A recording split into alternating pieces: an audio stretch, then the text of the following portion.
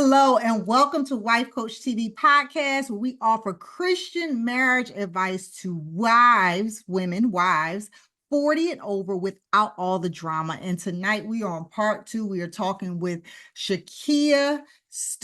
We introduced her in the first one. So if you didn't check out the first one, click the link below. You need to start from the beginning. But she is our educational expert. She's helping us on how to help our children to go to school for little to nothing because the money is out there. And we're going to continue our conversation. So, Miss 𝗪𝗂𝗪, again, thank you for joining us. Yes, it's a pleasure being back. I definitely enjoyed it. This is something I'm excited about. So hopefully we can get some more kids into school without a lot of debt, any loans, zero loans. Amen. That is good. Now, let me ask you this. Whose responsibility is it to find the scholarships for the students? Is it the parent or is it the student? I say it's both. It's a team effort. Okay. It's definitely both. Definitely don't put the weight on the school to find the money. And I would say my son graduated from the #1 high school in the Hampton Roads area and probably the state of Virginia. I see 𝗬𝗏𝗵 High School, and their guidance counselor there was very instrumental in helping putting the scholarships out there. But it essentially was on my son to actually go to the guidance office and read through the scholarships. Essentially, he didn't do it. I went up to the school and dragged him along and we did it together because I kept asking, and I kept asking and nothing. And so I said, you know what?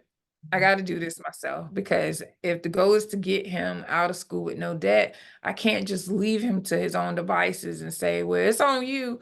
No, I'm serious about my kids not having to take out a loan for education. Like, it's not going to happen. And so just really focusing on or helping him in this process. You're going to be agitated. You're going to be frustrated. You're going to be mad, and some days you ain't going to like your kid. But I'm going to tell you, it's going to be so worth it to know when he graduates that, yeah, we ain't got to pay in for him to be there, So go through that frustration, go through the headaches of it all, but just get it done. That's the main thing. Help as much as you can, but don't take the responsibility off of them. I would say also, really plan those boundaries. Oh, you got time to hang with your friends, but you don't have time to write this essay? Oh, no. We get this essay done, a well-written essay done, then you go hang out with your friends. You have to create those types of boundaries and limits in order to do something like this, because it's not easy. There's a certain amount of dedication and consistency you're going to have in order for your child to be able to go to school debt-free. That's excellent. That's excellent, because he does not have to be with his friends. He does not even have to have his phone, especially if he's at the house. What do you need it for? You use your phone for communication. That's what I tell my kids. So I fully understand that. And it's just interesting because 𝗪𝗫𝗪 is what, engineer major? No, 𝗪𝗫𝗪, I wish he was an engineer. STEM. But no, and this is my STEM child. If I tell y'all the whole story, like my son, I knew my son was going to be an engineer. Like, we were stemming it up. We going to the computer camps. We doing everything. Yes. My baby hates STEM. Really? I thought what's his major? His major is actually business marketing. He is so fascinated with YouTube. It has been since he was young, fascinated with YouTube and things of that nature. And so he has this idea. And I'll be completely honest, my son did not want to go to college. He just knew he was going to be a YouTuber on whose planet and whose reality, not mine. Because my thing was, like, you can do those things, that's great. But I had to explain to him, right now, you're just in high school. Your audience is mostly high school students in your age range. When you leave high school, who is your audience going to be? And so I said, college is a great way to build that following, to build that network. And so I was giving him the idea, and so with him just saying that he didn't want to go to college, I said, well, what job are you going to have straight out of high school? Because if you're not going to college, you got to go to the military, because I can't afford you no more. And so the reality came, and I went through the process. What job are you going to get with just a high school diploma and no real work experience? So we looking for jobs online that he could get possibly with a high school diploma, and there was none. especially for what he wants to do in terms of that videography and, you know, being able to edit. And so we looked up jobs. I said, what's a job you would want to do? He said, I think it was like a visual editor or something like that. We looked up a job. There was one for the military. I said, do you have a security clearance? Because you need it. Do you have 5 years experience? Because you need that too. And so, you know, giving them the reality, it's not as easy as you think it is to break into these fields, especially when you don't have the experience, especially when you don't have a degree, and especially when you don't have the knowledge base that you need, like some of the software packages. Do you know what Adobe, I forgot what the name of it was, not Photoshop, but it was another one that Adobe has. And I said, do you know what that is? No, I don't know what that is. I said, guess where you can learn what that is? In college. You know, and you'll get experience in using it. And so sometimes it put me in a bad position because I really had to crush all his dreams for him to realize that you're going to have to go to college to get some of this experience that you're looking for. You're going to have to go to college to keep networking with people. And so he is a business marketing major. We don't necessarily know where that's going to end him up at, but the goal was to get him to realize, I'm not going to tell you you can't be a YouTuber, but how you going to eat? Because that takes a lot of effort and work to put into that, to build a following that you need in order to make a sustainable income. You know, and so I didn't want to crush on, yeah, you can be whatever you want to be, but you still got to eat. You're still going to need health insurance. You're going to need these things because it's not going to be on me for the lifelong. I just can't do it. And so that was the reality check that we had. And then I made the wise, conscious decision. When your child tell you he don't want to do something, make them do it. I made him go to Hampton's pre-college summer program. Changed his whole mindset about going to college because he just figured, I had him out at HU's. They had a middle school Verizon Innovative Learning Program. It was all for males. It was STEM related. He said, I already been to HU. I know what college is like. You talking about that middle school program? You have no idea. So we enrolled him, or I enrolled him into the pre-college program. He stayed 5 weeks on campus. He took 2 college classes, and he had the time of his life. And I work on the campus, but I didn't bother him. He bothered me more than anything, coming to my office and stuff. But it was that experience alone that really showed him, oh, this is what college is about. Yes, get your education, but have some fun too. And he enjoyed himself. So when your kids are telling you, I don't want to do it, you have to make them do it. They don't know what they don't know. They have not lived life. They have not seen life. Life is hard and it's rough. And they need as much information as possible to make sound decisions about their life and their future. I have no plans of taking care of my kids for the rest of their lives. No plans to do that. And so I really had to be adamant about giving them that real life experience and putting them in positions where they didn't want to be there.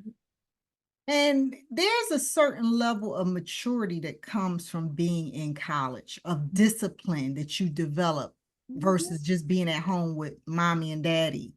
So, and I get it. I know college is not for everyone, but I like what you just said, 𝗪𝗂. You put him in that program and exposed him. How would they know unless they get exposed? Now, if he went and he still didn't like, then maybe military or something. But just because our sons met at the engineering program, and my son wasn't really feeling Hampton University then either, but it was high school day, the exposure that made a difference in his life and his heart, because that's the thing. They're seeing all this stuff on different social media platforms, and people are not necessarily talking about college. They're glorifying the different social media. And that's important because I'm a YouTuber and I get it. But like you said, how are you going to build your following if you got to go to work every day and you're not balancing this and that and all of that stuff? You're still growing. Right. So it's a lot, but you can learn and grow in college. Right. And build those connections. Absolutely. So, yeah.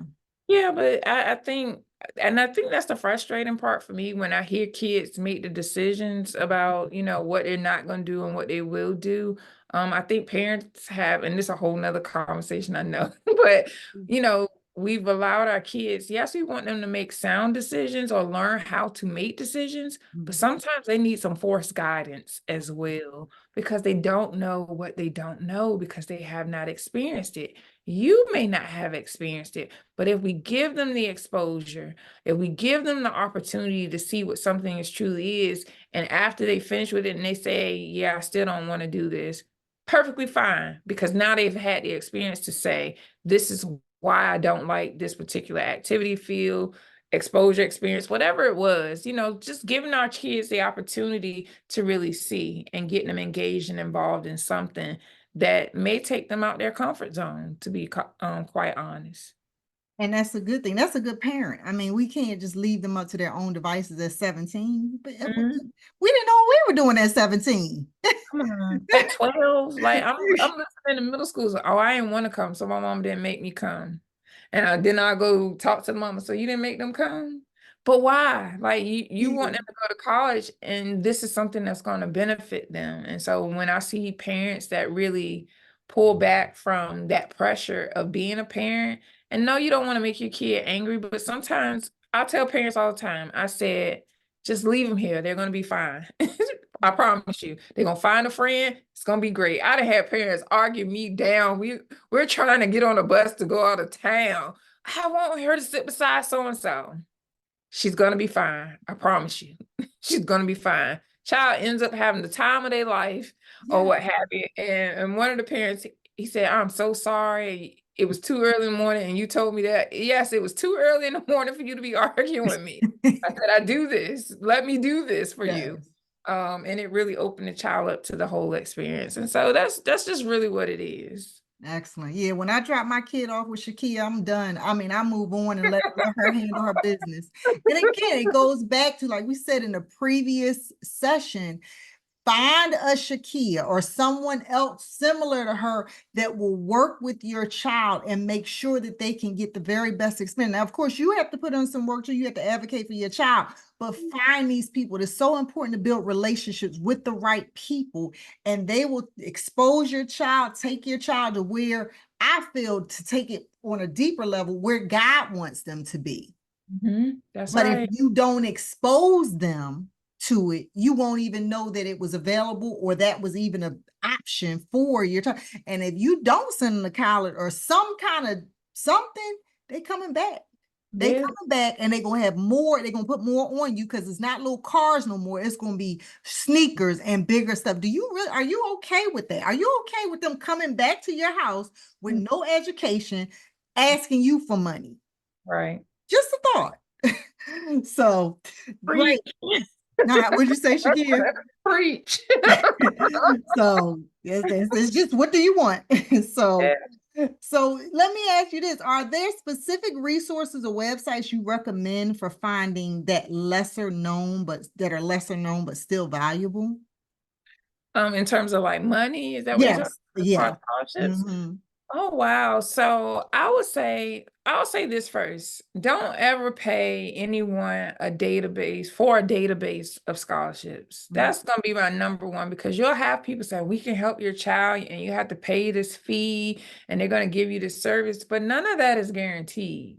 But you would have spent money paying someone to actually try to or supposedly help your child gain scholarships. And really all they're doing is giving you the same thing I'm giving: information on where the money is. They may give you a few links or something of that nature, but I would not pay any money to gain information that is out here for free. And so with that being said, and I would say always look for, you have local scholarships, you have regional scholarships, and then you have national scholarships. Scholarships are at your back door, literally, through the products and stuff that you use, the restaurants you support. They offer scholarships. They offer money for your kids to go to college. And so I can't say I have one particular database or website that I prefer. I look at everything, because the money is out here. And so some of those databases, and I just discovered this one. This was through Wells Fargo. It's called I think it's called, and just give me 1 second. Sure, take your time.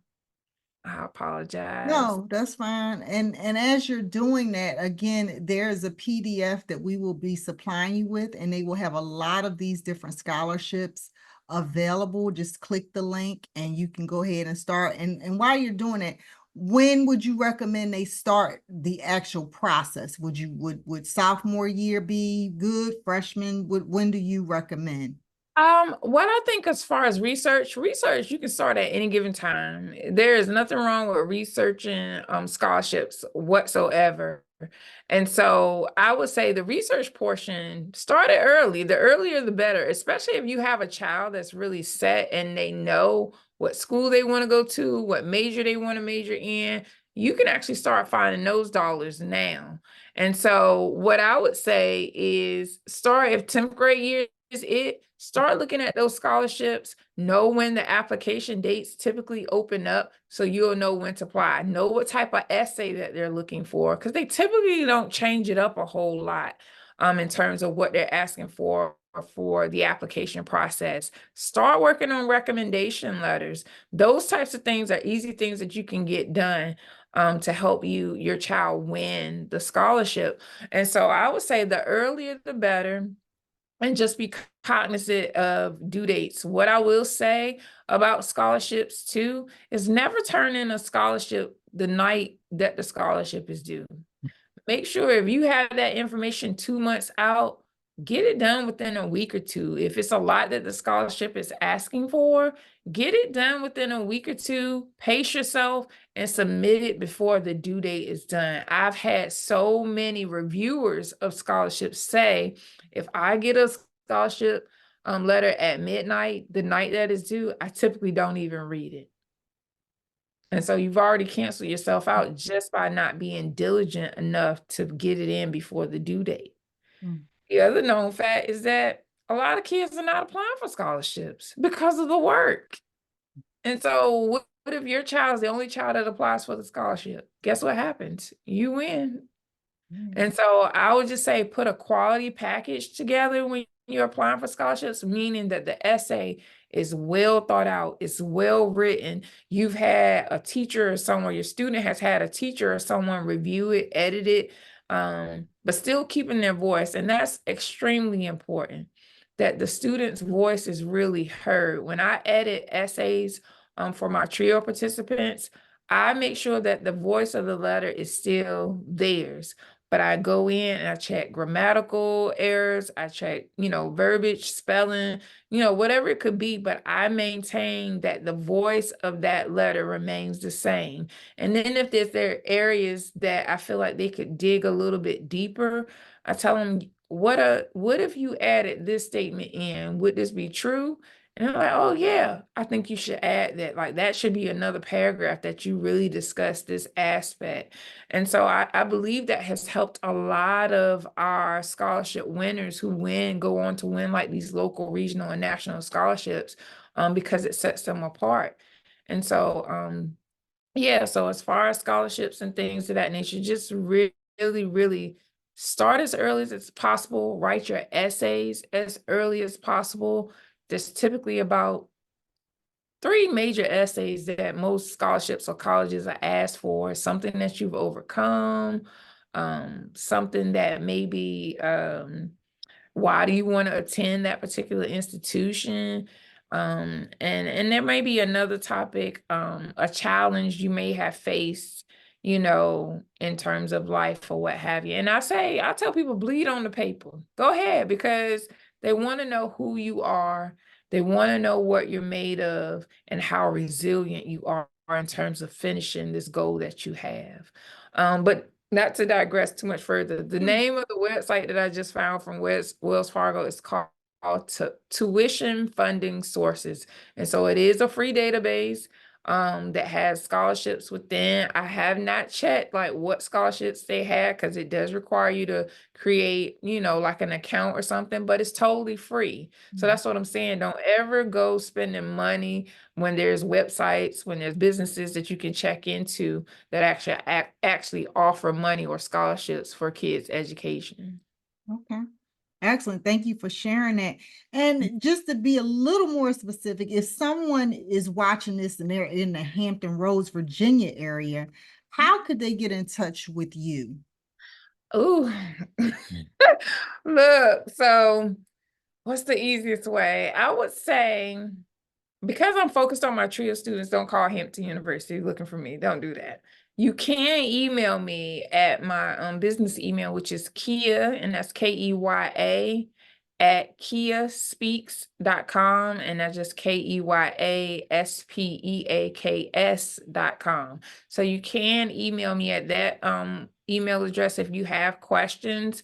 I will say that if you have a group of people that you would like me to speak to, I'll come and speak or via Zoom, whatever that preference is, as long as it's not too far away and as long as I don't have to pay for me to come talk to your group, it's perfectly fine. But but you know, Zoom is perfectly fine if you're interested in more information. I will tell you that yes, I am a working woman and a working woman working on her PhD. And so time is very limited in some regard. But if it's a simple question, I definitely would get back to you and give you a response. Excellent. So, 𝗪𝗂𝗍, any final words to the parents and their students on about this journey that is going to require work, but will be well worth it? What are your final thoughts on that? I believe here's one of my sayings. This is the one that I really hold true and near and dear. If knowledge is power, education is the source. Whether that's a 12th grade education, whether that's a college education, education in whatever facet they obtain it is the source. And so you want your children to be educated, whether that means they're educated in welding. It doesn't matter. They're educated. They understand that welding process.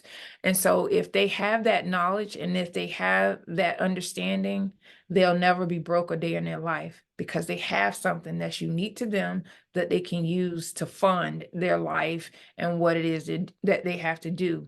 The responsibility we have as parents is to make sure they supersede us in educational goals as well as financial goals, that we're giving them the tools that we weren't necessarily given, but we learned through our mistakes. So have the conversations with your kids about their education, about their future, how to manage money, how to save, all these types of things that can better their life and their outcomes. That's going to be my message. And then as it relates to going to college and finding it affordable, do the research, have the talks, spend the time looking at websites, find the programs in your area that your child could participate in and take advantage of. Our program, Trio, is totally free. Our kids pay nothing for trips.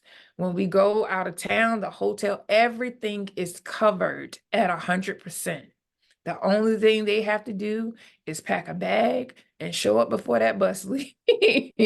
That's all they have to do and know how to behave. That's my key. We will keep the peace. Yes. And so I would just say research, find the activities, get your kids engaged in community service, get them engaged in summer programs. They should not be sitting in the house. There are free programs that are out here that will help your children in navigating career options, and things of that nature. Start early. Do not wait until senior year and the light bulb goes off for you and the child. Oh, he going to college. What work did you put in prior to? Because it takes work to be college ready. Academically, it takes work. Socially, it takes work because colleges are looking at the whole child, not just their academics. Academics is a huge part of it because they want students who are going to be able to qualify or be eligible to enter in, but also finish because graduation rates matter. And so I would say get them involved in community, get them involved in programs, mentoring, any type of thing that's going to help build them up as a student, as an individual, as a young man, as a young woman. Put them in it and find it early. And so I think that's the biggest thing I would say. And just be your child's advocate as Tiffany has said over and over again, be their advocate, be their partner, and be consistent in this process, because none of this will take place if you're not consistent with the child in the requirements or the demands you have on them as far as what your expectation is of them educationally. Excellent. Well, 𝗪𝗂𝗍, thank you so much. And for those of you who are watching, thank you for checking this out. If you have not checked out session 1, please do so.